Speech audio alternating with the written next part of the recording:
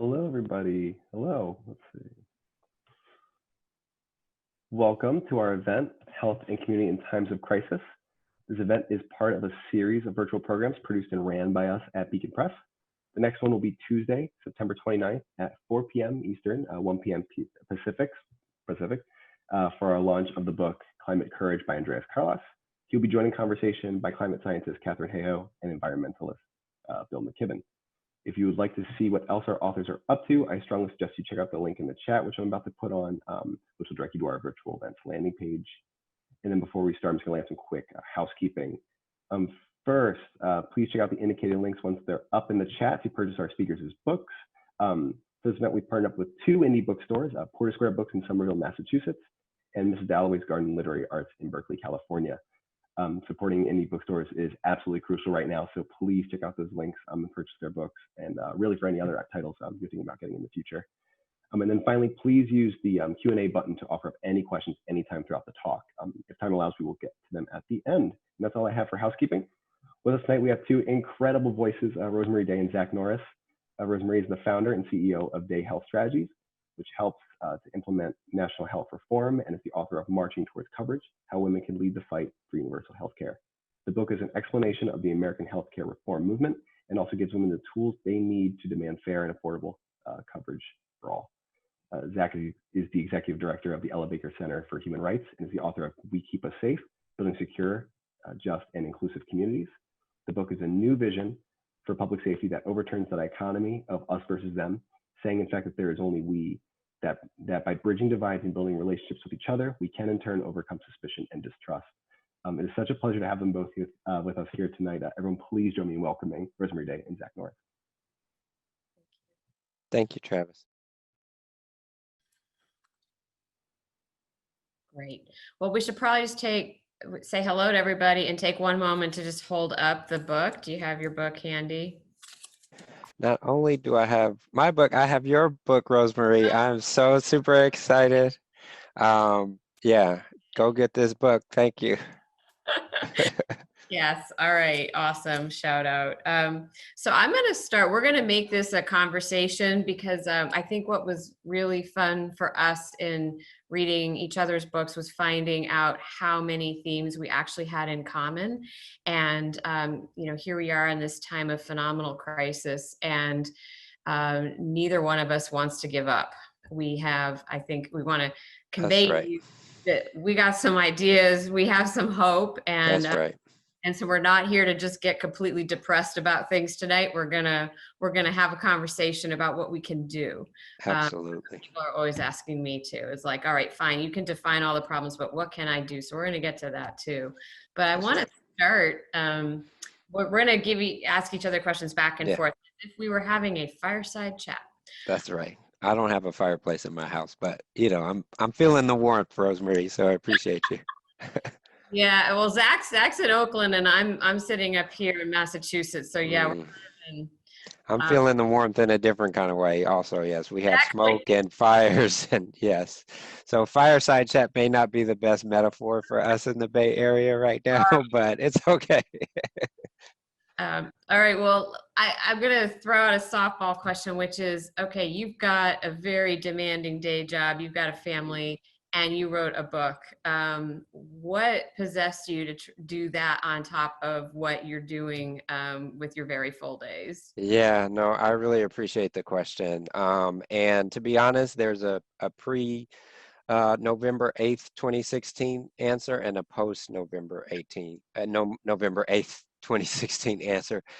So the pre answer is that there's this bipartisan growing interest in criminal justice reform, ending mass incarceration, where you had people on the left, Michelle Alexander, Van Jones, but also people on the conservative side, Newt Gingrich, even the Koch brothers, among others, saying, hey, something is gone wrong. We lock up too many people inside the United States. And so there was this growing bipartisan consensus that change needed to happen, but not a lot of vision in terms of what the blueprint should look like.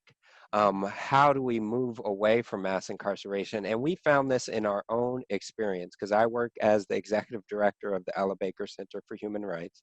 And I'll just tell a quick story that we had found that the state had been sued as a result of overcrowded prisons, right, in the state of California around 2011. Now, the state says we're no longer going to accept people convicted of less serious offenses, non-sexual, non-violent, non-serious offenses. We're not going to accept those folks into the state prison system. Counties, 58 counties across the state of California, you deal with those folks, right? Now, you might expect that counties would be like, oh, let's learn from the mistakes of the state prison system and not do the same thing that led to overcrowding. Unfortunately, that wasn't the case. Most counties were giving the lion's share of their resources to the sheriff and probation department and basically locking people up. And we thought these were good candidates. I believe everyone is capable of redemption, but in particular, folks convicted of these less serious offenses, if non-serious, non-sexual, non-violent, they should be non-jail also. So we said, let's actually move those resources to community-based supports. And we waged a campaign. We did, lobbying and media advocacy. We even did a civil disobedience and finally convinced the Board of Supervisors to move some of those resources. But what we found is that, it was sometimes the same long in the tooth service providers who were getting the resources, but not really having a felt connection with the community. So we developed this initiative called Restore Oakland, which really embodies our vision of community safety. It's grounded in restorative justice and economic opportunity. But quite frankly, only so many people can come through that one building in Oakland. And so really the point of the book is to lift up the myriad ways in which community members across the country, to your point around solutions, are really advancing community-centered safety solutions that are grounded in public health that will keep us safe. And the book really walks folks through what are those solutions, how do we get to them, why should we fund them, etc. And so that was the pre-Trump reason I wrote the book. The post-Trump reason I wrote the book is quite frankly because our vision of safety also has an impact on our democracy. And to the extent that we can label entire communities as being undeserving, one of the things I know you talk about in your book quite extensively, like if we're able to say you're a felon and therefore not capable of redemption or rehabilitation, then we're also able to say you shouldn't be able to vote, right? And that same logic of disposability, I think Trump has taken to a new level where he's not just blaming and shaming communities, he's also blaming an entire political party, right? So rather than really addressing or assessing climate change in the state of California, he's saying, well, it's the governor's fault, right? It's Newsom's fault. They didn't clear the underbrush or whatever. Or rather than really addressing, right, what's happening in Wisconsin and why people might be coming out into the streets in Kenosha, he's really saying, oh, that's the mayor's fault. It's a Democratic mayor. He's not in control of things. And so this logic of divide and conquer is unfortunately something that the president has taken to a level that really threatens our very democracy. And so that's some of what I touch upon in the book is how safety and our vision of safety actually relates to our democracy as well. And I know you said I've been busy, but I know that you have been busy as well, not only helping to, make healthcare a human right and a move in that direction, not just in Massachusetts, but really across this country. And also are running an organization. So I want to pose the same question to you, which is just to say, how did you do it, first of all? And second of all, why? Like, what was the real impetus behind kind of taking the time to write this book? So I'll take the why first, and then I'll get Right. to the how. So the why, mine is all post-Trump reasons, because I was chugging along, doing my work, trying to help keep implementing the Affordable Care Act, increasingly getting nervous that the drumbeat of the campaign heading into November 2016 and this repeal the Affordable Care Act. Which I had kind of dismissed before as not being such a serious threat. it became an existential threat Yeah. once Trump was elected, and we had Mitch McConnell and Paul Ryan all aligned saying repeal the ACA. And day one was what actually Trump had said. So I made my way to Washington, D.C. to participate in that first Women's March along with my 80-year-old mother, one of my daughters, and several of my friends. Many of us had never actually participated in a protest march before. And I will own that some of it has to do with white privilege and feeling like, okay, I can make change from within. I can do stuff as I have through my career. And that's good enough. And then suddenly it's just not good enough. It's in fact, the gains I kind of thought we had made, across so many dimensions, you see are under threat and have been. So, and probably had been more than I had realized. And I think a lot of us said, my gosh, maybe we were getting complacent. I never felt totally complacent about health reform. It's had a rocky road. Certainly in Massachusetts when we were trying to do it, and then nationally for sure. But there we are in 2016, and I realized the power of that Women's March, of people coming together in such humongous numbers peacefully, and you could viscerally like feel the power of people wanting to have, the chants, the signs, all of the say, and not just, it's like regular people, not, there were famous people up on the stage, but then there was all of us regular people, and you're saying, oh my God, if we could harness this power, we could really make the society that I'd like to see. And so then the question is, well, what do we do next? And that's really what led me to writing the book, because I thought we've got to protect the Affordable Care Act. And then I made it into more, because just playing defense doesn't actually feel that great. And I wanted to go more to what's the vision. If we make the world we want in 2020 and beyond, then what would that look like? And that's where I came through with let's make healthcare right. And I wanted to write about that. I also had personal health events happen. I was gonna say, I mean, you write about that in the book, like how you're with, 3 generations of women, but also 3 generations of women impacted and having healthcare issues. I wonder if you wouldn't be willing to talk about that. Yes. So right after the Women's March, was diagnosed with breast cancer. I had just turned 50 and did not think I had any of the risk factors. And it turns out, as we will all find out about health, in the course of our lives, the unexpected can happen at any point, even if you think you're healthy. So that was a shock, and I had to deal with that. My mother ended up with some very serious illnesses that manifested again after the Women's March, and my college daughter. So there was just all of these things, and yet we all had some form of health insurance coverage. And so partly to distract myself from my health condition, I would talk to my doctors about what would happen if I were your patient and I didn't have coverage. What would be happening to me right now? Talk me through this. And that just helped me.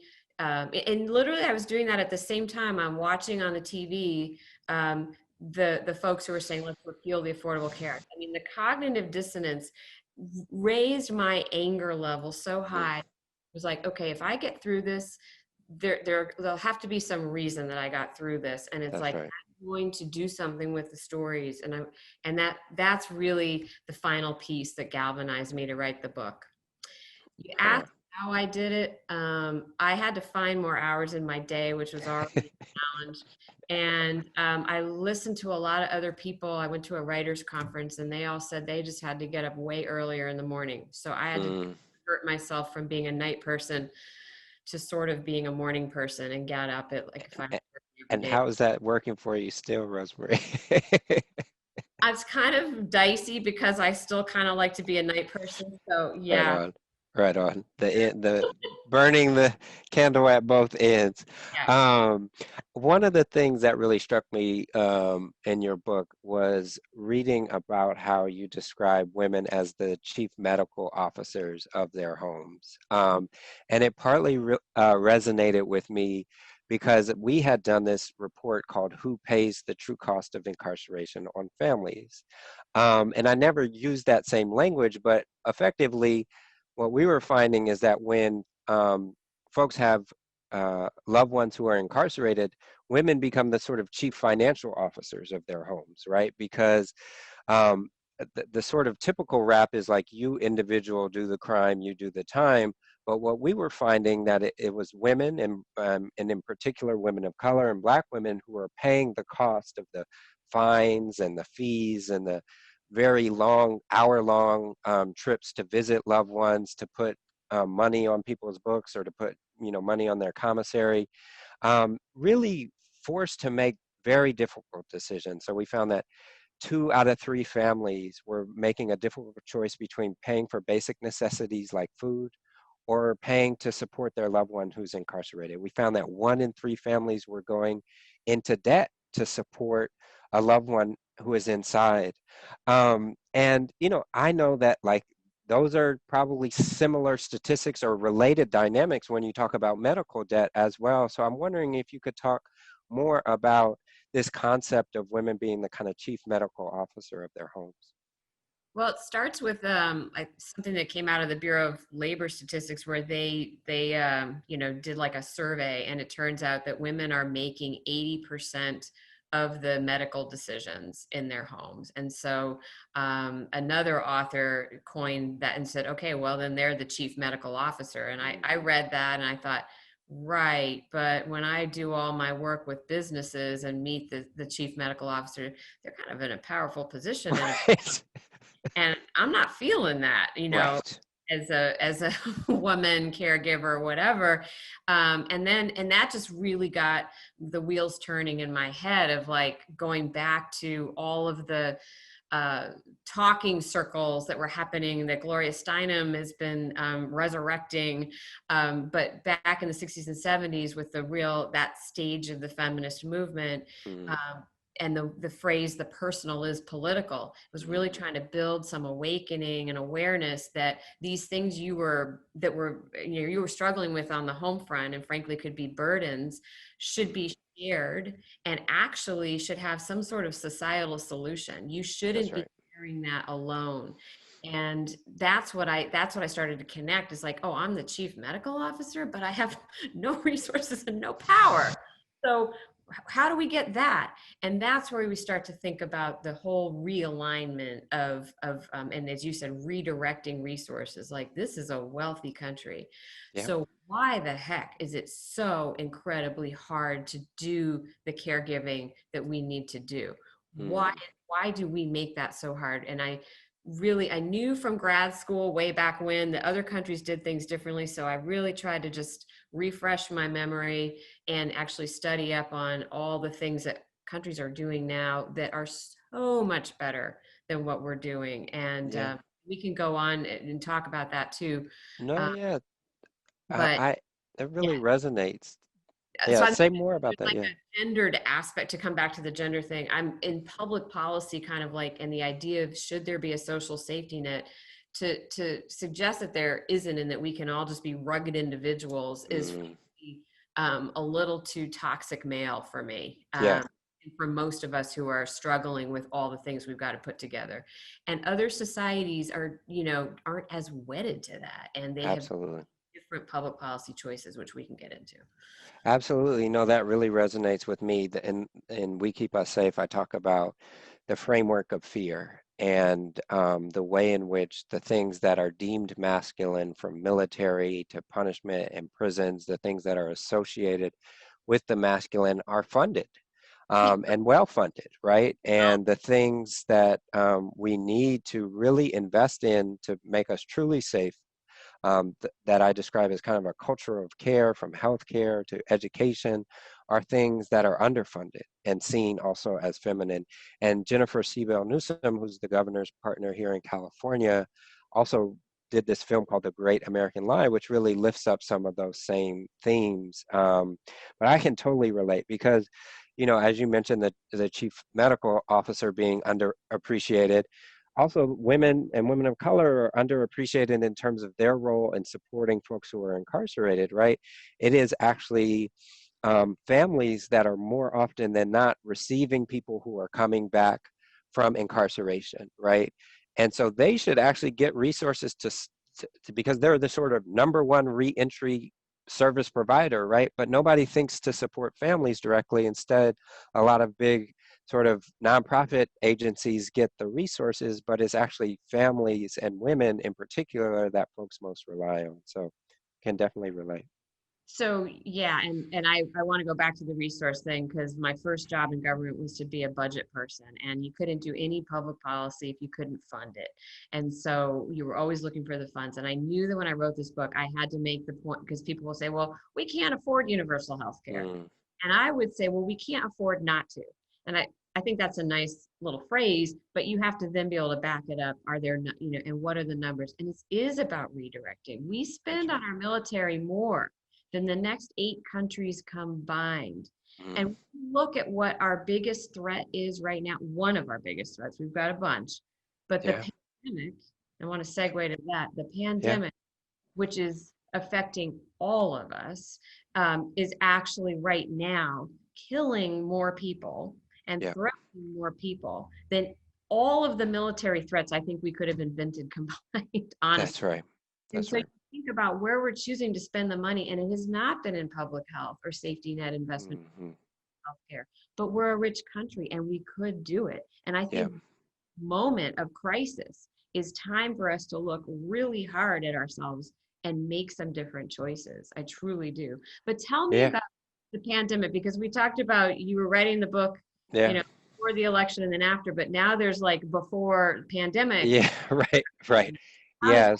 Yeah, no, the book came out on February 4th, 2020. So I had about a month to do in-person events, and then, the whole world shut down, or at least the country, belatedly, as we are now finding out. But it's interesting because as an organization, we so often talk about needing public health solutions for public health issues. So we say that drug use and abuse, mental health issues, school discipline, homelessness, these are all issues that if we took a public health approach, we would actually really get to the root of those problems. Instead, especially when it comes to communities of color, we criminalize those things, right?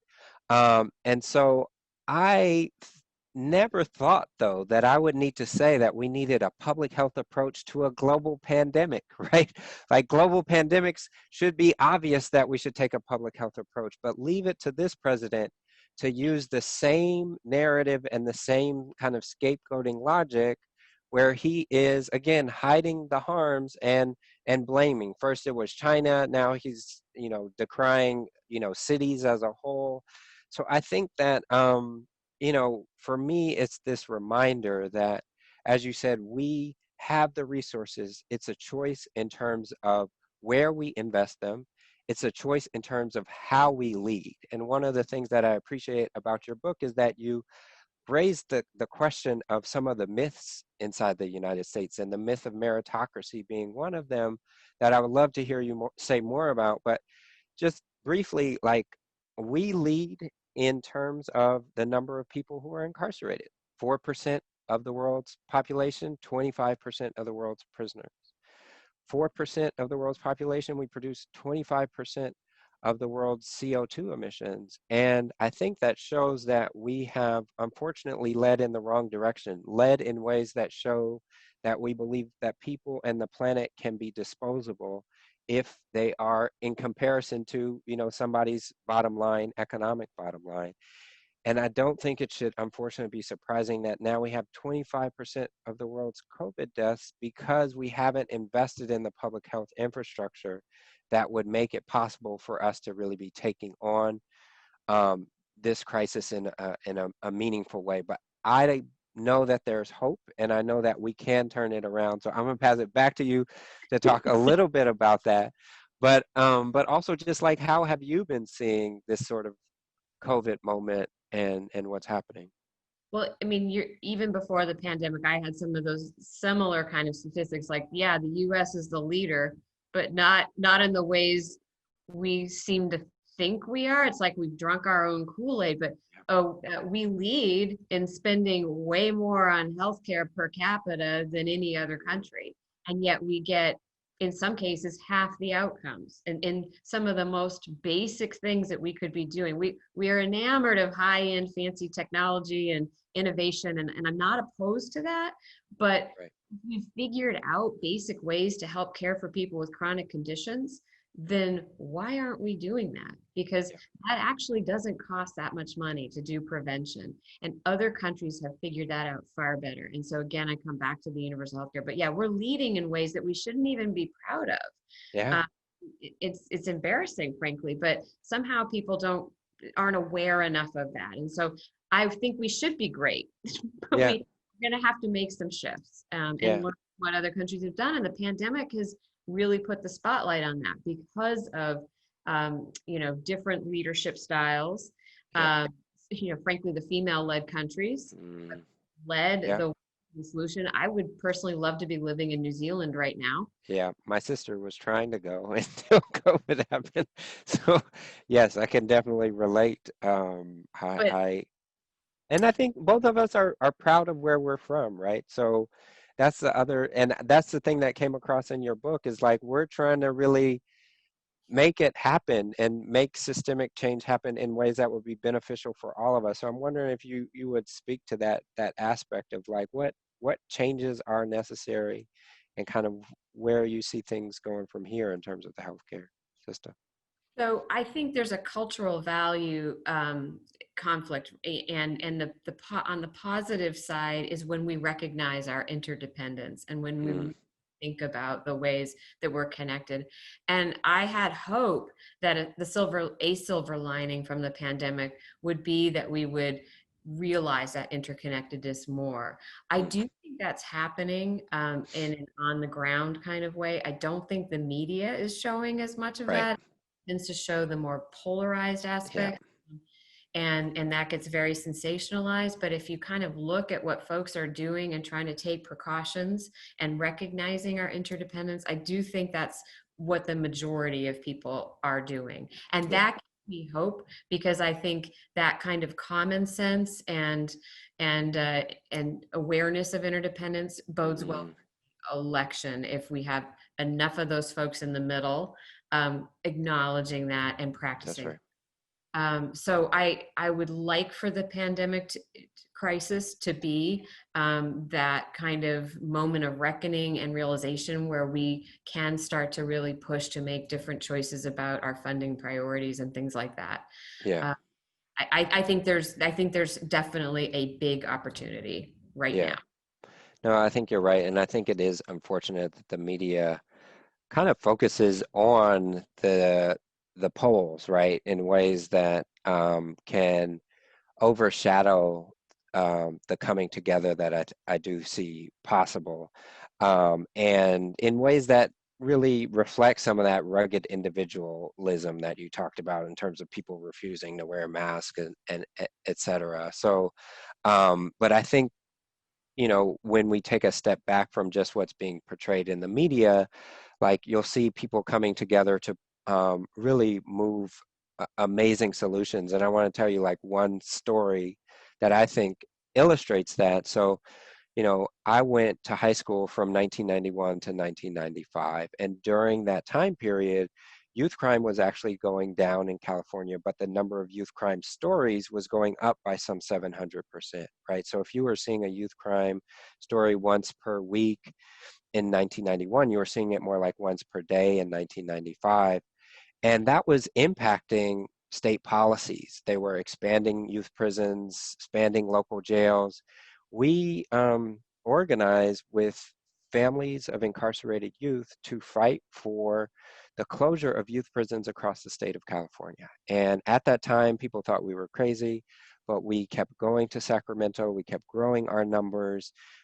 We really pushed back on some of the stereotypes that youth and their families were facing who were involved in that youth prison system, and really asked California to reflect on its priorities. Why are you spending $150,000 per year per young person only to see 3 out of 4 young people be rearrested within 1 year of their release?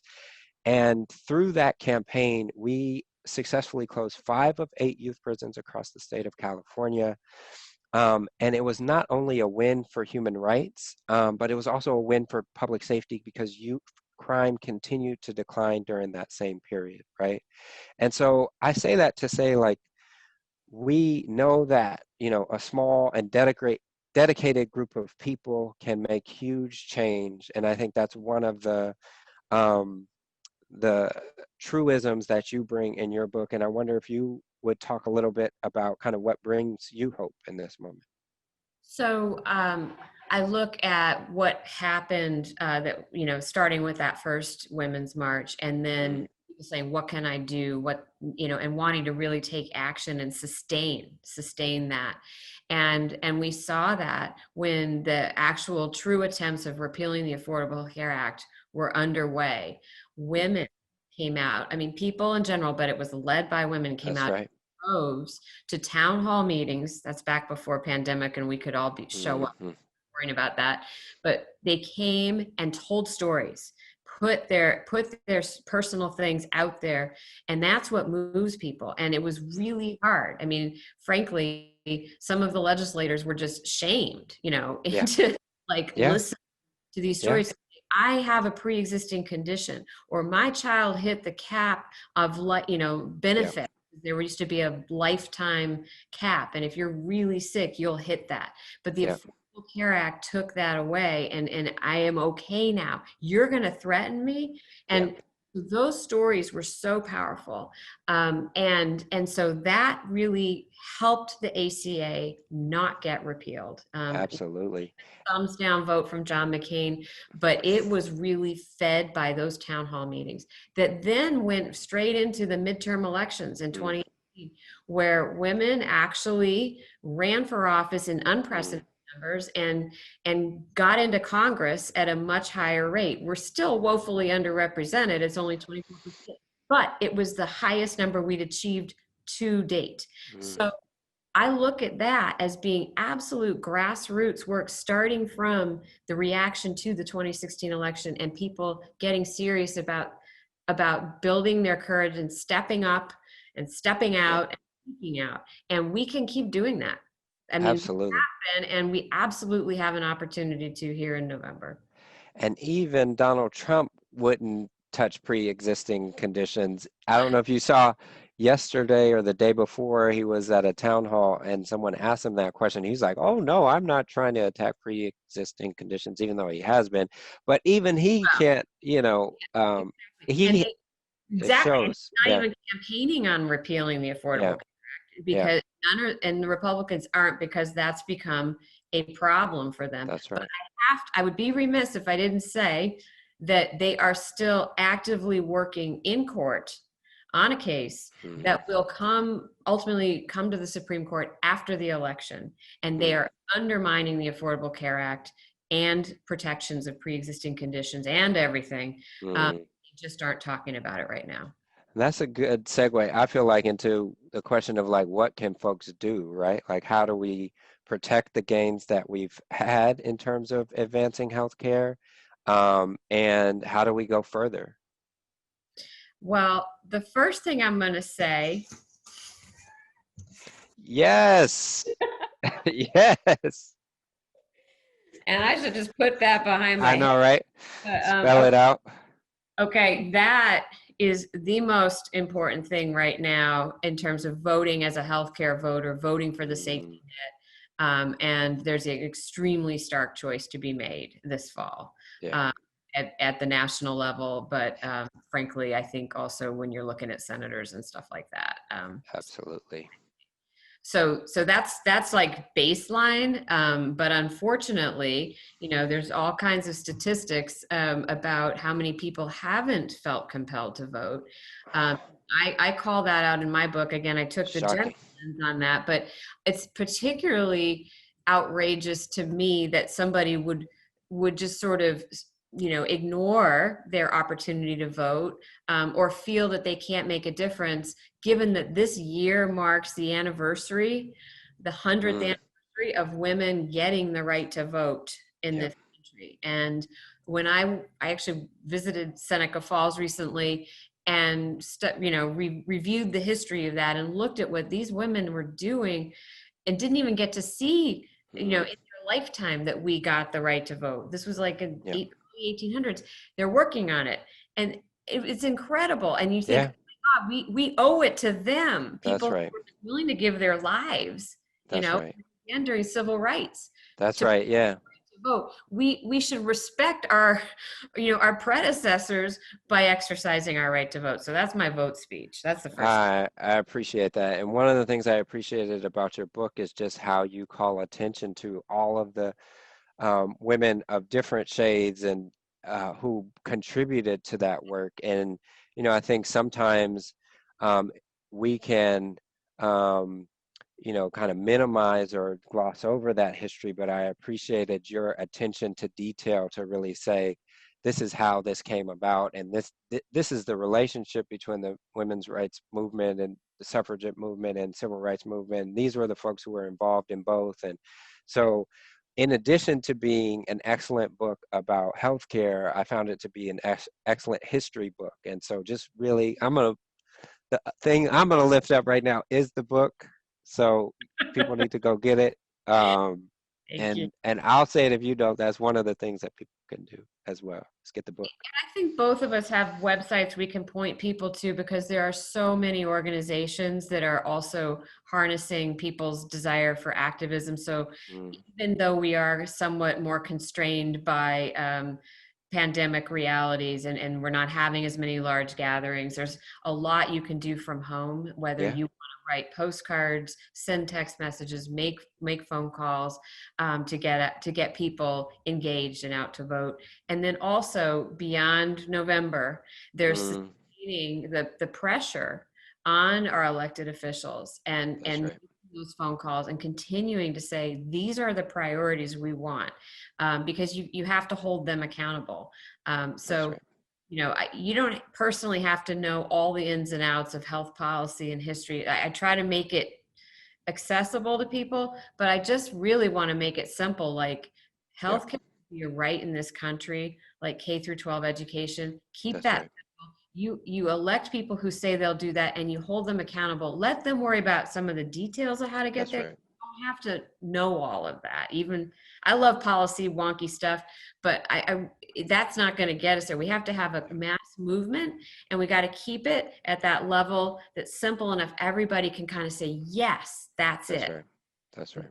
And that's where talking about it, what you can do, and having conversations over the holidays, all of that, to make this more top of mind and kind of like non-negotiable. This is the country we want to have. That's right. And I know you have a survey on your website too that folks can fill out. Tell folks about that if you don't mind. So it's a quick quiz kind of thing where you can see your personal activism assessment. You can see like, where are you in the spectrum? Some people are like way out there and really comfortable with marching and, even the idea of running for office. And other people are like, well, I'll sign a petition. And there's a whole range of things. And so there's no judging. It's really just like, hey, figure out where you're at today. And then what I'm encouraging you to do is take a step, like Rosa said, That's right. if we don't take that first step, take another step, a little out of your comfort zone, do it with a friend. And if enough of us do that, we will really make the difference. Powerful. And how about you? Where would you send people to? ZachNorris.com is where you can get the book, but also Miss Dalloway's. One of the things that you said that resonates with me is this idea that we need to take risks, that we need to be taking steps forward. I describe in the book how we have, over the past, I don't know how many years, really developed a society where too many of us aren't safe. And the status quo is really protecting that, but that we can take the risks that will actually move us to genuine safety. And it doesn't always look like, being at going to a march or participating in a civil disobedience. It could just be talking to your neighbors. One of the events that we have this year is an event called Night Out for Safety and Liberation. It's going to happen on October 6th, and people can participate virtually.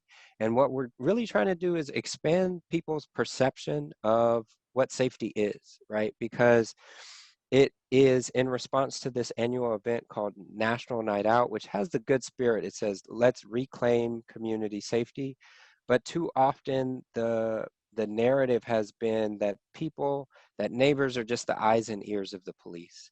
And we believe that neighbors have more than eyes and ears. They have hearts, they have hands, they have minds.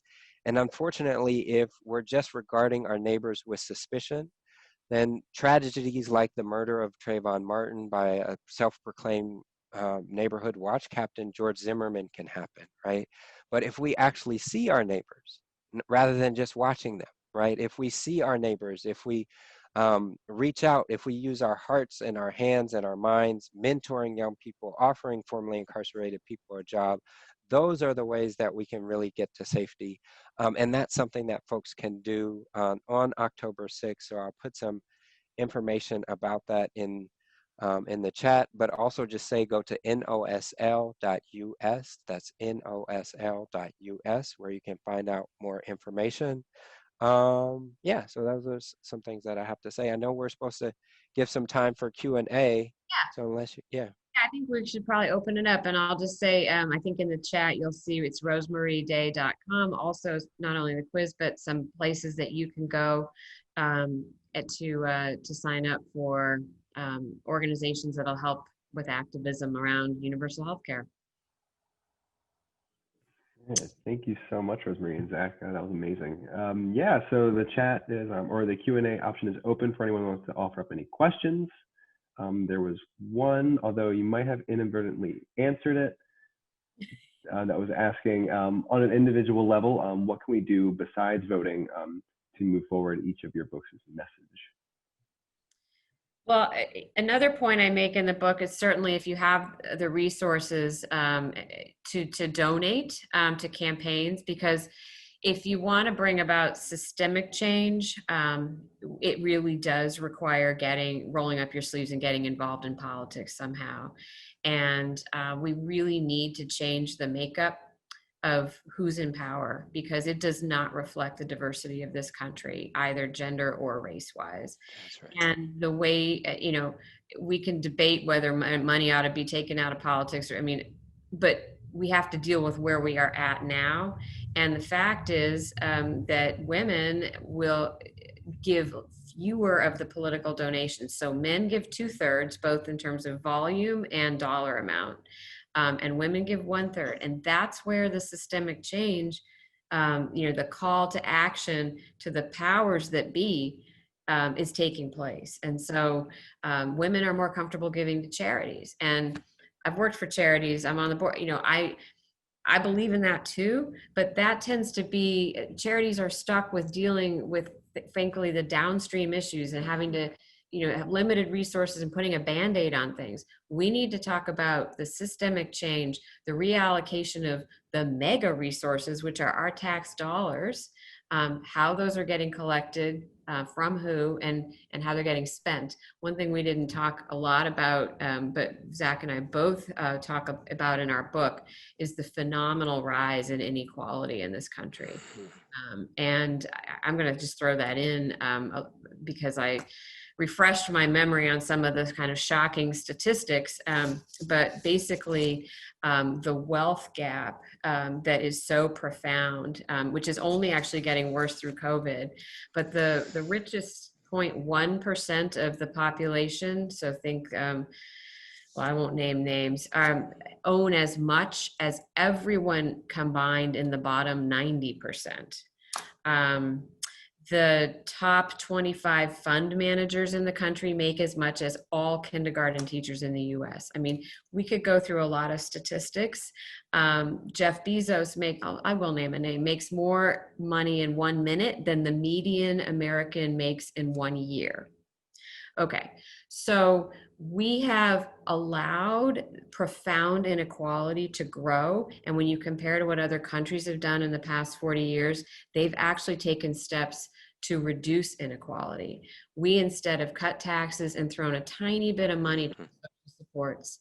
And those are basic fundamental choices we're making as voters and as our society. And I again feel that there's too much of the the toxic male aspect, what we're prioritizing in terms of where our dollars go, and the fact that we're allowing for so much wealth to accumulate and not have some amount of redistribution to reduce the inequality.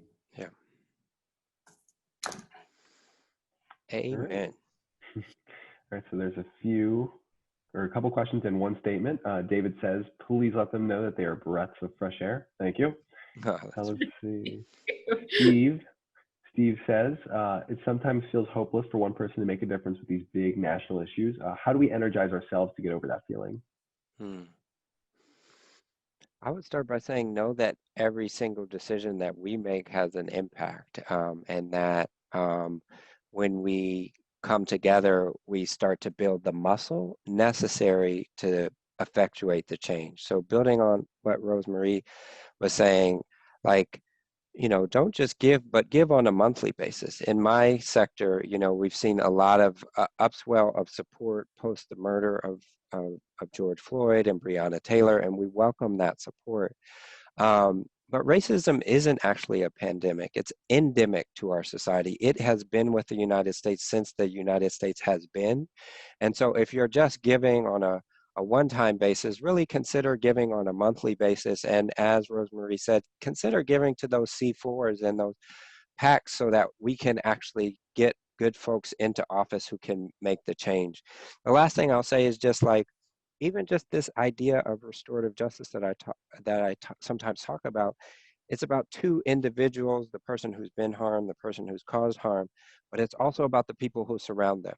And when those folks around them are dealing with the question of how does this person make amends, they're also asking the question of themselves, like, what part could I have done? What could I have done differently to prevent this harm from happening?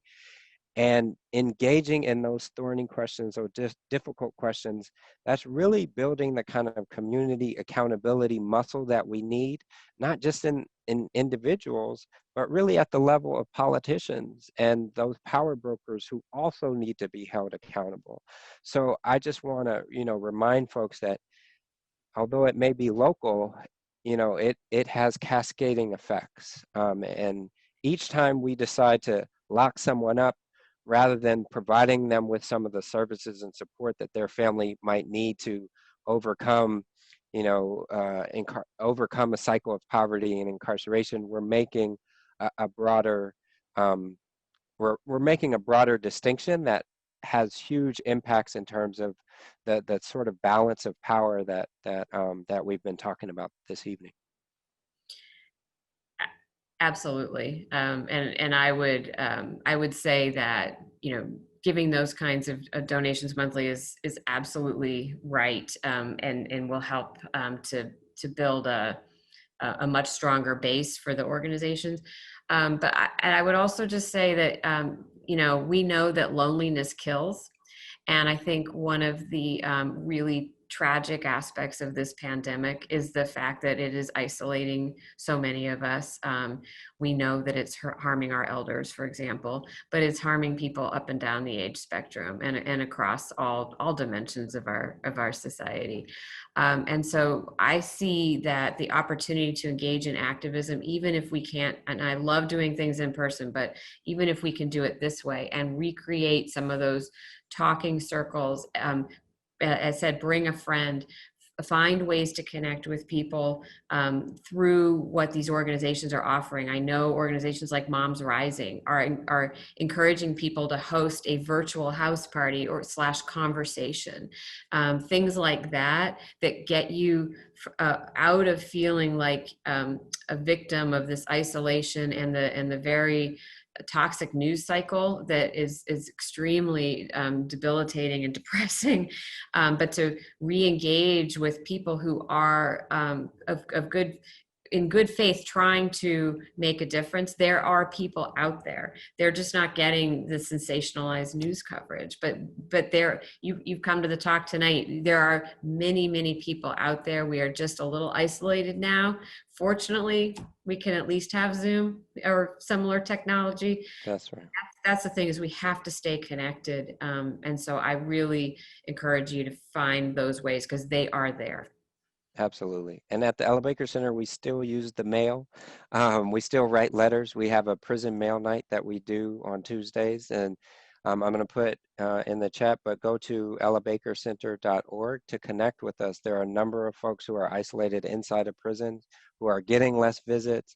And so we're connecting with thousands of incarcerated Californians really to kind of provide that lifeline and to stay connected. And it isn't just, frankly, for the folks who are inside. I think we get tremendous benefit by actually staying in contact and communicating and breaking that isolation that Rosemarie talked about.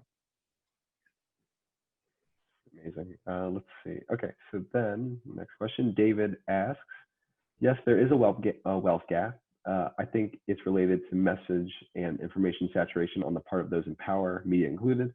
What do you both think? Message, it's related. I think I might not totally understand the question. Message and information saturation. Yeah, it seems to be geared towards.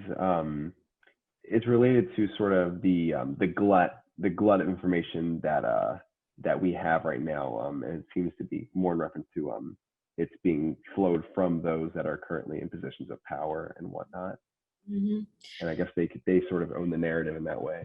Oh, yes. Well, yes. But I think there's been, certainly when you look at what the candidates, the very diverse array of candidates were saying in the presidential primaries on the Democratic side, that there were almost every candidate was talking about this, and Bernie Sanders probably the most, and Elizabeth Warren maybe the most vociferously, but I think it began to sink into more of the collective psyche, and it's why I ended up putting more on that in my book. It surprised me, frankly, how much things have gotten worse. So you're right.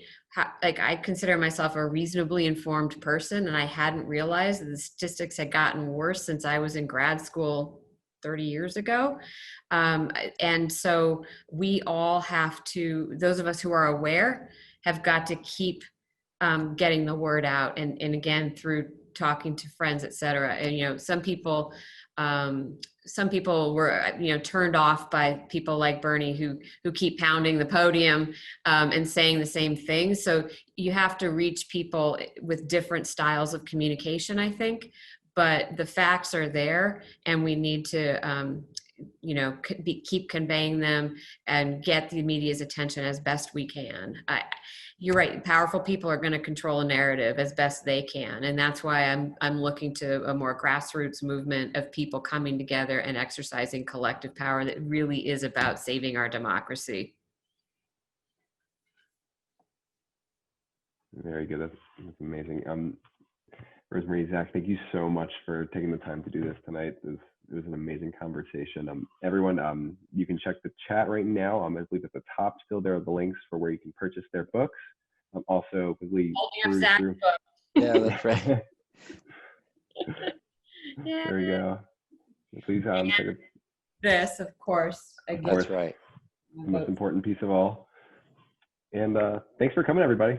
Thank you, Travis. Thanks, Rosemarie. Great talking with you. Have a great night, everyone.